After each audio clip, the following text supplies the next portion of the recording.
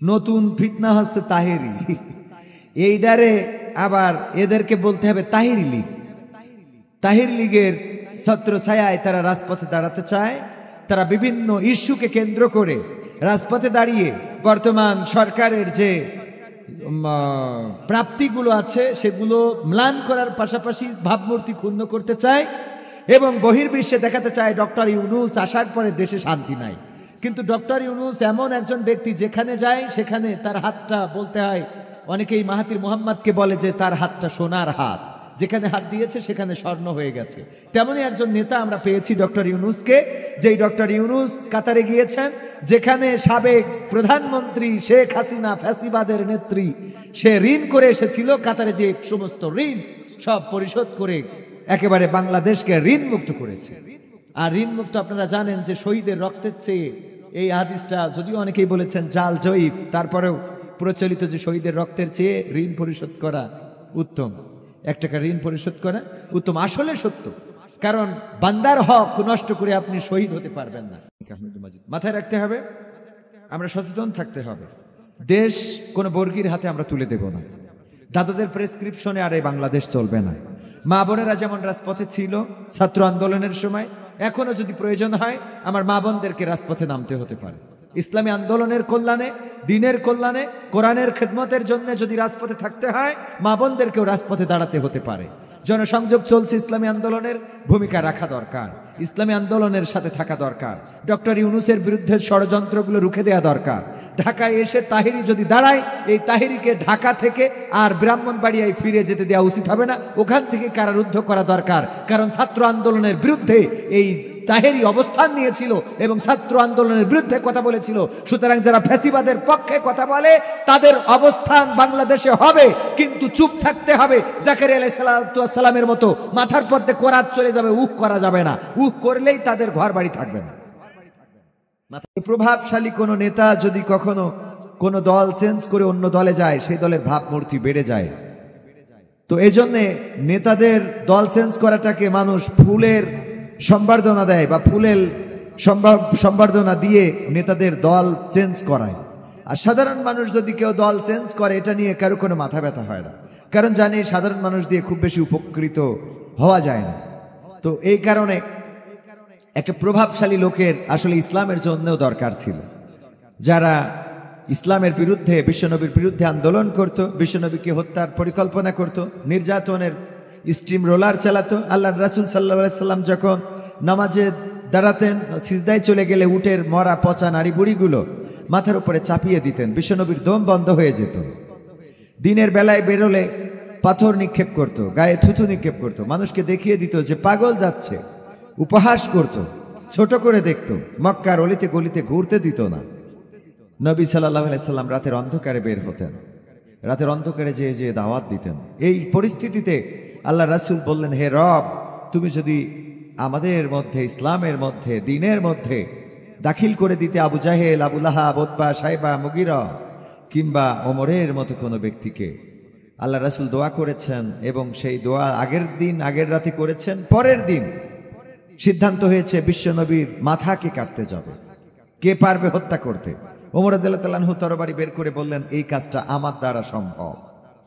অন্যরা বলল যে সেটা বিশ্বাস করি আমরা, কারণ ওমরের মধ্যে সেই চেতনা এবং সেই স্পৃহা এটা ছিল।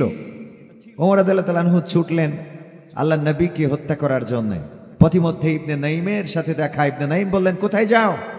বলল, আমি নবী মুহাম্মদকে হত্যা করতে যাচ্ছি। বলল, তুমি কি ছোট এই ভেড়ার বাচ্চা ধরতে পারবা? বলল, এটা কোনো কথা হলো? তো ওটা ধরার জন্যে ইবনে নাইম তাকে উৎসাহ দিল, ঠিক আছে ধরো, দেখি কেমন পারো। তো ভেড়ার বাচ্চা, ছাগলের বাচ্চা, এগুলো ধরা খুবই কষ্টকর। ছোট্টবেলায় তারা তিরিং বিরিং করে এদিক সেদিক চলে যায়। ওমর ধরতে পারলো না, গা ঘেমে গেল, মেজাজটা আরো গরম হয়ে গেল। ইবনে নাইম বলল যে, তুমি কি জানো যে তোমার বাড়িতে তোমার বোন এবং তোমার ভগ্নিপতি ইসলাম কবুল করেছে? এটা শুনে তো আরো অগ্নিশর্মা হয়ে গেল, চলে গেল বাড়িতে, দরজায় নক করলো। বোনেরা দরজা খুলতে, বোন ভগ্নিপতি দরজা খুলতে চাইলেন না। দরজা ভেঙে ঘরের মধ্যে ঢুকে বেদম প্রহার করা শুরু করে দিলেন। এক পর্যায়ে ফাতেমা রাদিয়াল্লাহু তাআলা আনহা, ওমর রাদিয়াল্লাহু তাআলা আনহুর বোন ফাতেমা বিনতে খাত্তাব, তার কপাল কেটে রক্ত বের হয়ে গেল। রক্ত হাতে লাগিয়ে নিয়ে ওমরকে দেখিয়ে বললেন, ওগো ওমর, তুমি যেই পিতার সন্তান আমিও সেই পিতার সন্তান, তুমি যে মায়ের গর্ভে ছিলে আমিও সেই মায়ের গর্ভে ছিলাম, তুমি আজকে আমাকে মেরে রক্তাক্ত করে দিলে। তোমাকে আমি বলে দিই, শোনো, যে কালেমা গ্রহণ করেছি, তুমি যদি আমাকে আমাদের মৃত্যুও দাও, যদি আমাদের মেরেও ফেলো, তারপরেও এই কালেমার পথ থেকে এক চুল পরিমাণ সরে দাঁড়াবো না। ওমর রাদিয়াল্লাহু আনহু থমকে গেলেন যে এত শক্ত কথা।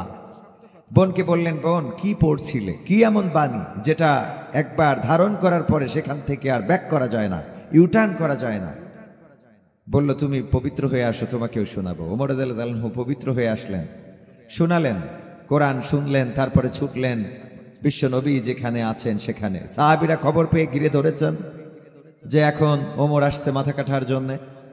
আল্লাহ নবী সাল্লাল্লাহু আলাইহি সাল্লাম যখন ওমরকে নাঙ্গা তরবারি নিয়ে আসতে দেখলেন, সাহাবীদের বললেন, রাস্তা করে দাও, তাকে আসতে দাও, আমাদের কাছে আসতে দাও। কাছে আসতে দিলেন। আল্লাহ নবী দাঁড়িয়ে ওমর রাদিয়াল্লাহু তাআলা আনহুর বাহু ঝাঁকিয়ে বললেন, ওগো ওমর, তোমার মনের পরিবর্তন কি আল্লাহ এখনো করে দেয় নাই? ওমর রাদিয়াল্লাহু তাআলা আনহু তরবারিটা বিশ্বনবীর কদমের কাছে রেখে বললেন, ওগো বিশ্বনবী, এই তরবারিটা আপনার কদমের কাছে রেখে ঘোষণা দিচ্ছি, যদি আপনার বিরুদ্ধে কেউ দাঁড়ায় তাহলে এই তরবারি তার ফায়সালা করবে। এটা ছিল ওমর রাদিয়াল্লাহু তাআলা আনহুর ইসলাম গ্রহণের একটা ঘটনা। কিন্তু তার আগের ঘটনা যেটা বলতে চেয়েছি, আপনাদেরকে বোঝাতে চেয়েছি, সেটা হলো বিশ্বনবী ছিলেন মুস্তাজাবুদ দাওয়া। তিনি দোয়া করলে সেটা কবুল হয়ে যেত। বিশ্বনবী দোয়া করেছিলেন, আল্লাহ, তুমি একজন প্রভাবশালীকে ইসলামের জন্য কবুল করে নাও। আর পরের দিনই ওমর রাদিয়াল্লাহু তাআলা আনহুকে আল্লাহ রাব্বুল আলামিন ইসলামের জন্য কবুল করেছিলেন। এতটাই কবুল করেছেন যে ওমর আল্লাহ নবীর মাথা কাটতে এসেছিলেন। আল্লাহ নবী বললেন, যদি আমার পরে কোনো নবী হতো তাহলে সেই নবী হতো স্বয়ং ওমর।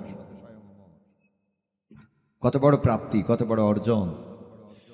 ওমর রাদিয়াল্লাহু তাআলা আনহুর মৃত্যুর ঘটনাটাও আমি একটু আপনাদের কাছে বলতে চাই, শেয়ার করতে চাই। এই ওমর রাদিয়াল্লাহু তাআলা আনহু এতটা সচেতন ছিলেন যে যখন রাষ্ট্র ক্ষমতায় ছিলেন ঘুরে বেড়াতেন, দেখতেন মানুষ অভাবে আছে কিনা, কষ্টে আছে কিনা। মা বোনদের এই ঘটনাটাও অনুপ্রাণিত করবে যে ওমর রাদিয়াল্লাহু তাআলা আনহু একদিন একজনের বাসার কাছে দাঁড়িয়ে রয়েছেন, কান পেতে রয়েছেন যে এখানে কোনো কিছু হচ্ছে কিনা, কোনো কিছু ঘটছে কিনা।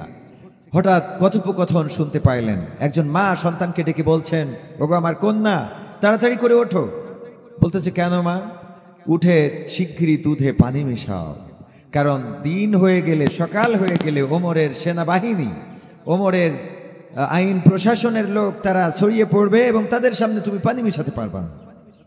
সুতরাং এই রাতের অন্ধকারে এই দুধে পানি মিশাও, যাতে করে আমরা একটু বেশি দামে দুধটা বিক্রি করতে পারি। কন্যা জবাব দিল, মাগো, আমরা ওমরের সৈন্য বাহিনীর, ওমরের আইন শৃঙ্খলা বাহিনীর ভয় পাচ্ছি, কিন্তু আল্লাহকে কেন ভয় পাচ্ছি না? যে আল্লাহ দিনের আলোতেও দেখেন, রাতের অন্ধকারেও দেখেন। আমরা এখন ওমরের আইন শৃঙ্খলার হাতে হয়তো অ্যারেস্ট হব না, ওনার সৈন্যবাহিনী হয়তো আমাদেরকে দেখবে না, কিন্তু আল্লাহ রাব্বুল আলামিনের যে ফেরেশতা আছেন তিনি তো তারা তো দেখবেন, আমলনামায় লিপিবদ্ধ করবেন। এমনকি আল্লাহ রাব্বুল আলামিন এই রাতের অন্ধকারেও আমাদেরকে দেখবেন। সুতরাং দুধে পানি মিশায়ে আমরা আল্লাহর কাছে অ্যাটাক হওয়ার থেকে দুধে পানি না মেশানোটাই তো ভালো হবে। ওমর রাদিয়াল্লাহু তাআলা আনহু এটা শুনলেন এবং পরের দিন ওই বাড়িতে খবর পাঠালেন যে মা এবং সন্তানকে ডেকে নিয়ে আসো। ডেকে নিয়ে আসলেন রাজ দরবারে। মা তো ভয় পেয়ে গেলেন যে মনে হয় আমাদের কথোপকথন ওমর রাদিয়াল্লাহু তাআলা আনহু শুনে ফেলেছেন অথবা জেনে ফেলেছেন কোনোভাবে। ওমর রাদিয়াল্লাহু তাআলা আনহু সত্যি সেটাই জিজ্ঞেস করলেন যে কালকে এরকম কথোপকথন কি তোমাদের হয়েছিল? তুমি কি বলেছিলে তোমার সন্তানকে এটা? তখন অস্বীকার না করে ওই মহিলা বলল যে আমি আল্লাহর কসম করে বলছি, এমন কথাই আমার মেয়েকে বলেছিলাম। আমরা ক্ষমা চাই, গোস্তাকি মাফ করবেন। ওমর রাদিয়াল্লাহু তাআলা আনহু বললেন, কিন্তু তোমার মেয়ের যে জবাবটা তোমার মেয়ে দিয়েছে তার জন্য আমি এতটাই সন্তুষ্ট হয়েছি যে আমি প্রস্তাব করছি যে আমার সন্তানের পুত্র বধূ হিসাবে তোমার মেয়েটাকে নিতে চায়। মা বোনেরা আমার, এই যে সততার পুরস্কার, আমরা অনেক সময় স্বামী বাইরে থাকে মনে করি ঠিক আছে আজকে মার্কেটে গেলাম, না বলেই যাই, অসুবিধা নেই, তিনি তো দেখছেন না, তিনি তো জানবেন না, তিনি তো জানলেন না। এই কাজগুলো করা যাবে না। সবসময় মাথায় রাখতে হবে আল্লাহ রাব্বুল আলামিন দেখছেন, আল্লাহ রাব্বুল আলামিন দেখেন, তিনি জানেন। মালাইকা আছে কিরামিন কাতিবিন, যারা আমাদের দুই কাঁধে বসে থেকে প্রতিদিন প্রতিনিয়ত আমাদের কর্মগুলো লিপিবদ্ধ করছেন। তো মা বোনেরা আমার, আবার আলোচনায় সেই পয়েন্টে চলে আসি যে মুস্তাজাবুদ দাওয়া তিনি দোয়া করতেন, সে দোয়াটা কবুল হয়ে যেত। ওমর রাদিয়াল্লাহু আনহুর জন্য দোয়া করেছেন এবং আল্লাহ ইসলামের জন্য করে দিয়েছেন। এই যেই ওমর রাতের অন্ধকারে মানুষের দুঃখ দুর্দশা কষ্টগুলো দেখে বেড়াতেন, আপনাদের জানা, এটা বললে আলোচনাটা আরো একটু সহজ হবে করতে। ওমর রাদিয়াল্লাহু আনহু দেখলেন যে একদিন এক মহিলা রান্না করতেছে, কি যেন রান্না করতে করতে বাচ্চারা কাঁদতে কাঁদতে ঘুমায় পড়েছে, কিন্তু রান্না শেষ হলো না। চুলা নিভিয়ে দিলেন, বাড়িতে ঢুকলেন, সালাম বললেন যে ওগো বুড়িমা, কি রান্না করছিলে তুমি, যে রান্না হয় নাই কিন্তু তোমার বাচ্চারা ঘুমিয়ে পড়েছে? ওই মহিলা বলল যে ওগো ওমরকে তো চেনে নাই। বললো ওগো মুসাফির, ওগো পথিক, আমি জানি না তুমি কে, তবে তোমার কাছে কষ্টের কথাটা বলি যে আমার বাড়িতে আজ কয়দিন ধরে রান্না করার মতো কোনো উপকরণ নাই, কোনো সামগ্রী নাই। আমার সন্তানেরা ক্ষুধার্ত, তাদের সান্ত্বনা দেওয়ার কোনো ভাষা নাই। আমি এই মরুবালি আড়ি থেকে আমি কিছু পাথর খুঁজে এনেছি এবং সেই পাথরগুলো হাড়িতে দিয়ে আমি সিদ্ধ করছিলাম। বলো পথিক, এই পাথর কি কখনো সিদ্ধ হয়? ওমর রাদিয়াল্লাহু আনহু বললেন, কেন পাথর জ্বালাচ্ছিলে তাহলে? বলল, আমার সন্তানেরা যেন সান্ত্বনা পায় যে তাদের মা তাদের জন্য কিছু রান্না করছে। আমি জানি যে একসময় এই সান্ত্বনা পাইতে পাইতে ক্লান্ত হইতে হইতে ওরা ঘুমিয়ে পড়বে, তখন আমি চুলাটা নিভিয়ে দেব, এবং আমি সেটাই করেছি। ওমর রাদিয়াল্লাহু আনহু তাড়াতাড়ি করে দরবারে আসলেন এবং কিছু আটা নিলেন, মাথার উপরে ছুটে চললেন। অন্য ওমরের অধীনস্থ যারা, তারা বললেন যে আটার বস্তাটা আমাদের মাথায় কি দেয়া যায় না? ওমর রাদিয়াল্লাহু আনহু বললেন, দিতে পারি, শর্ত হলো যদি পরকালের ময়দানে আমার গুনাহের খাতাটা তোমরা যদি তোমাদের কাঁধে নিতে চাও, যদি রাজি থাকো যে আমার গুনাহের খাতাটা তোমরা তোমাদের কাঁধে নেবে, তাহলে আমি আটার বস্তাটা তোমাদের মাথায় দিতে পারি। এই কথা বলাতে তো অধীনস্থরা কেউ রাজি হয় না, হবেও না, সম্ভবও না। ওমর রাদিয়াল্লাহু আনহু ছুটে চললেন, সেই বাড়িতে গেলেন, আটাটাকে প্রস্তুত করলেন, রুটি বানালেন, নিজ হাতে সহযোগিতা করলেন, রুটিগুলো ছাকলেন এবং সন্তানদেরকে ডাকলেন। ওমর রাদিয়াল্লাহু আনহু নিজেই বাচ্চাদের মুখে খাবার তুলে দিলেন, সবাইকে খাওয়ালেন, বিদায় নিবেন। ওই সময় মহিলাটি ডাক দিয়ে বলল, গো পথিক, আমি জানি না তুমি কে, তুমি আজকে যেটা করলে তোমার জন্য আমি একটু দোয়া করতে চাই। দুটি হাত তুলে দোয়া করলেন, হে রব, তুমি যদি এই আরব বিশ্বে ওমরের মতো একজন রাষ্ট্রপতি, খলিফা না বানায়, আমিরুল মুমিনিন না বানায়, যদি তুমি এই পথিকের মতো একজন ব্যক্তিকে ওই রাষ্ট্র ক্ষমতায় বসিয়ে দিতে, তাহলে এই রাষ্ট্রের অবস্থাটা আরো পরিবর্তিত হয়ে যেত, এই রাষ্ট্রের অবস্থাটা আরো চেঞ্জ হয়ে যেত। ওমর রাদিয়াল্লাহু আনহু বললেন, আগামীকালকে ওমরের দরবারে আসবেন, সেখানে আপনার সাথে কথা হবে, আমিও থাকব। পরের দিন মহিলা গেলেন এবং দেখলেন রাষ্ট্রের সেই সিংহাসনে যিনি বসে আছেন তিনি কেউ নন, তিনি হলেন গত রাতে যিনি আটা তৈরি করে রুটি বানিয়ে সন্তানদের মুখে খাইয়ে দিয়েছেন, সেই ব্যক্তিটাই আজকে রাষ্ট্রপতির খলিফার আসনে বসা। এটা ছিল ওমর, এটা ছিলেন ওমর রাদিয়াল্লাহু তাআলা। এভাবে নিজেকে রাষ্ট্র ক্ষমতায় রেখেও মানুষের সাথে এই আচরণগুলো করেছেন। একবার এক রোমান গুপ্তচর এসেছেন ওমরের সিংহাসন কেমন দেখার জন্যে, ওমর রাদিয়াল্লাহু আনহুর রাজপ্রাসাদ দেখার জন্যে। তিনি কোন জায়গা থেকে রাষ্ট্র পরিচালনা করেন, অর্ধ পৃথিবীর শাসক, যেখানেই সৈন্য সামন্ত প্রেরণ করেন সেখানেই বিজয় অর্জন হয়ে যায়। কি এমন শক্তি, কি এমন সামর্থ্য তার, কিভাবে এটা সম্ভব, এটা দেখার জন্য একটা গুপ্তচর আসলো। আসার পরে জিজ্ঞাসা করলো, তোমাদের রাষ্ট্রপতি কোথায়? বলল যে উনার উট হারিয়ে গিয়েছে, তাই তিনি খুঁজতে গিয়েছেন। বললো সিংহাসন কোথায়? বললো সিংহাসন কোথায়? বললো ওই যে মসজিদে নববীতে মাটির যে মেম্বারটা, মেহরাবটা দেখা যায়, ওটাই সিংহাসন, ওখান থেকেই রাষ্ট্র পরিচালনা করে।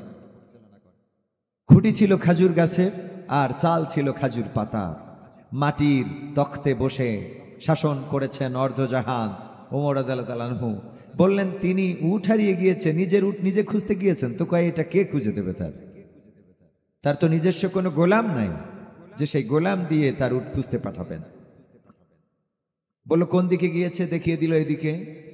যাইতে যাইতে দেখলো পথিমধ্যে মরুর বুকে মাথার নিচে হাত দিয়ে কোন একজন ব্যক্তি শুয়ে আছে। খেজুরের ছায়া ছিল, গাছের ছায়া, সূর্যটা সরে গেছে, গাছের ছায়াটাও সরে গেছে। রোদের মধ্যে শোয়া, গাছে একটা উট বাঁধা। বুঝতে পারলেন যে এটাই সম্ভবত সেই ব্যক্তি যার উট হারিয়েছে এবং উট খুঁজতে এসেছে। জিজ্ঞাসা করলেন, এটা কি ওমর? বলল, হ্যাঁ, এটাই সেই ওমর। লোকটি গুপ্তচর বলল, ওগো ওমর, তোমার রাষ্ট্র পরিচালনার দক্ষতা যোগ্যতা কতটুকু সেটা পরিমাপ করার জন্য আমি এসেছিলাম, কিন্তু যেটা দেখলাম আমাদের ধারণারও বাইরে। তুমি যেই ওমর নিজের উট খুঁজতে নিজে বের হয় এবং মরুর পাটিতে, মাটির পাটিতে হাতের বালিশে ঘুমায় রৌদ্রের প্রখরতায়, সেই ওমরের জন্যই তো এই অর্ধ পৃথিবীর শাসনভার মানায়। তো এই ছিল ওমর রাদিয়াল্লাহু আনহু। তিনি মৃত্যুর সময়, তার মৃত্যুর ঘটনাটা আমাকে অসংখ্যবার কাঁদিয়েছে। ফজরের নামাজে ইমামতিতে দাঁড়িয়েছেন, দ্বিতীয় রাকাতে আবু লুলু নামের একজন ইহুদি, সে একটা খঞ্জর তৈরি করেছিল, যেই খঞ্জরের দুই পাশে ছিল ধারালো, মাঝখানে ছিল হাতল। একটি মাস সেটাকে আবার বিষের মধ্যে চুবিয়ে রেখেছিল, যেটা দিয়ে কাউকে যদি আঘাত করা হয় সে কোনোভাবেই বাঁচবে না। একটা মাস পরে সেই খঞ্জর নিয়ে হত্যা করার জন্যে মসজিদে নববীতে ঢুকলেন। ফজরের নামাজ মসজিদে নববীতে মক্কায় একটু সকাল করেই হয়, যারা মক্কা মদিনায় গিয়েছেন তারা জানেন। রাতের অন্ধকার থাকে, সুবহে সাদিকের আলো আধারে। মসজিদে নববীতে দুইটা বাতি ছিল, তখনকার বাতিগুলো তো আপনারা জানেন যে তেলের অথবা এই জাতীয় কোনো ম্যানুয়াল কোনো বাতি ছিল, বৈদ্যুতিক বাতির তো প্রশ্নই আসে না। ওই বাতিতে কোনো রকম টিম টিম করে দেখা যেত। দ্বিতীয় রাকাতে যখন ওমর রাদিয়াল্লাহু আনহু সিজদায় গেলেন, সেই সময় কাতার ডিঙ্গি আবু লুলু যে ওমর রাদিয়াল্লাহু আনহুকে উপর্যুপুরি আঘাত করলেন। ওমর রাদিয়াল্লাহু আনহু বললেন যে আমাকে কোনো কুকুর আক্রমণ করেছে, এতটুকু বলার সুযোগ পেয়েছিলেন। সাহাবীরা তাকে ধরার জন্যে যখন চেষ্টা করলেন, এক এক করে আঘাত করে সে বের হইতে চাইল এবং 7 জন সাহাবীকে শহীদ করে দিল। ওমর রাদিয়াল্লাহু আনহু বেহুশ হয়ে গেলেন।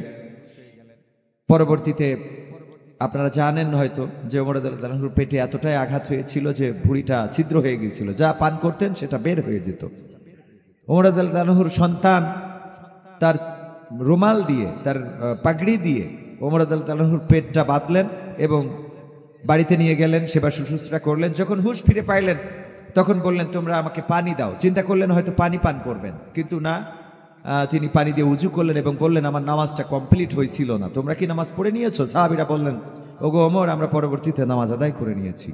ওমর রাদিয়াল্লাহু আনহু বললেন যে আমাকে কে আক্রমণ করেছিল? বলল, আবু লুলু নামের একজন ইহুদি, এবং সে এক ইহুদির গোলাম।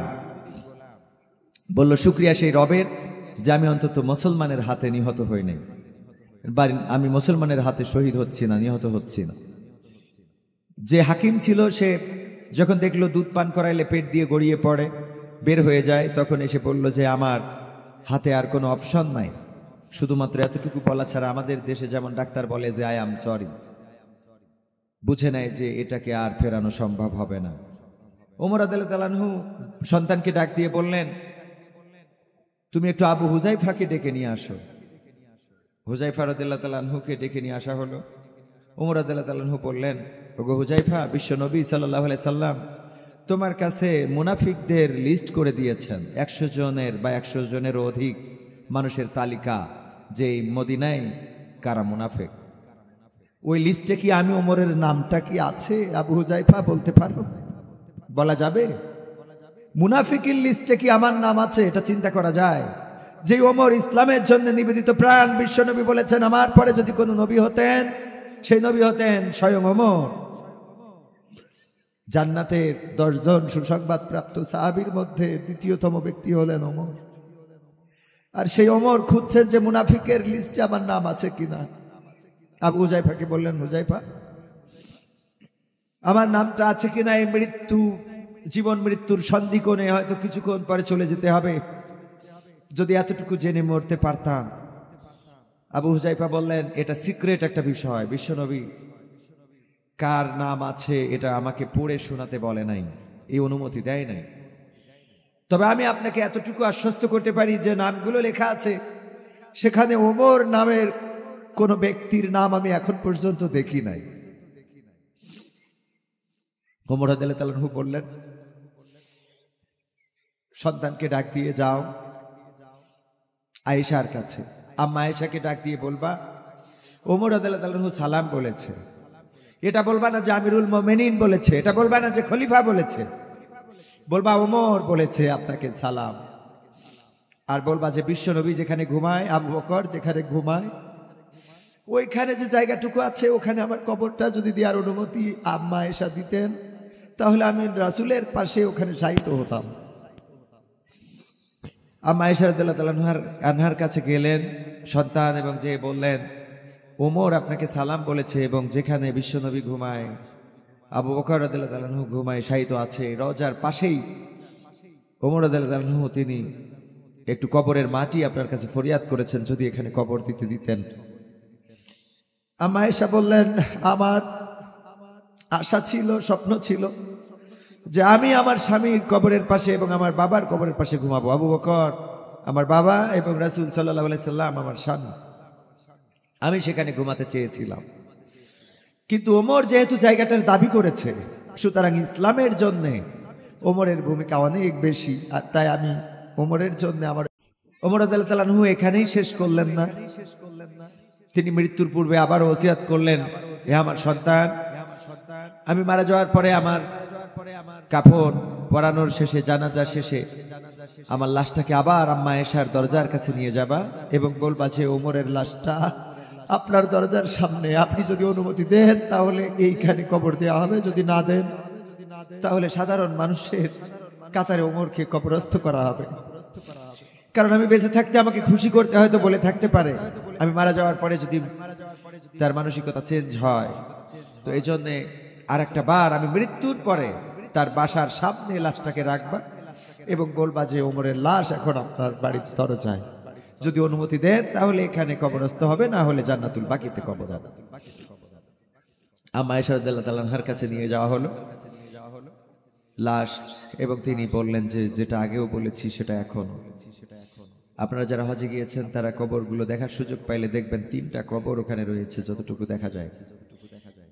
তো এই মৃত্যুর ঘটনাটা আমাকে বারবার এটাই বলে যে ওমর রাদিয়াল্লাহু তাআলা আনহুর মতো একজন সাহাবী, তিনি মুনাফিকের লিস্টে নিজের নাম খুঁজেছেন যে আমার নামটা আছে কিনা। আমরা কোন মুসলমান, আমরা কি করেছি, কি আমল আমাদের আছে যে আমলের জোরে আমরা জান্নাত পাবো, যে আমল আমাদেরকে জাহান্নাম থেকে বাঁচাবে। কত অপরাধ তো আছে যে অপরাধ যদি মা জানতো ভাত রান্না করে খাওয়াতো না, যদি বাবা জানতো বাড়ি থেকে বের করে দিত। এই সন্তানের জন্য কি আমি দিনরাত পরিশ্রম করি? এত পাপ তুমি করেছো জীবনে। যদি স্ত্রী জানতো এক খাটে ঘুমাতো না।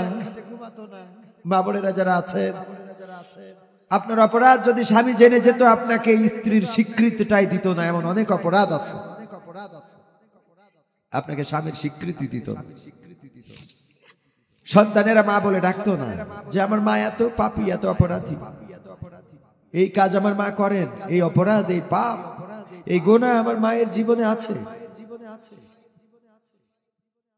সন্তানেরা মা বলে ডাকতো না। এমন অপরাধ আছে যে অপরাধ গ্রামবাসী জেনে গেলে বিচার সালিশ বসাতো। এমন অপরাধ আছে যদি আমার অপরাধ আমার রাশেদ কবির ভাই জেনে যেতেন তাহলে এই স্টেজে বসায় কথা বলতে দিতেন না, বলতো বের হয়ে যান।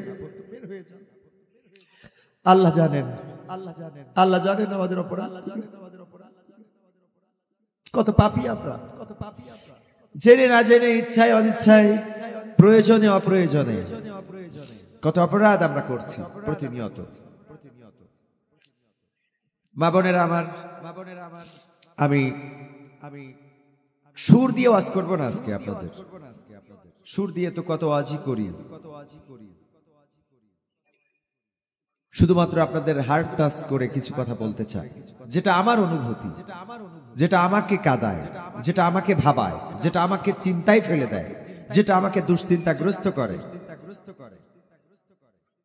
সানাই মাহবুবা বলে একজন নায়িকা ছিলেন, আপনারা জানেন, মডেল, অভিনেত্রী।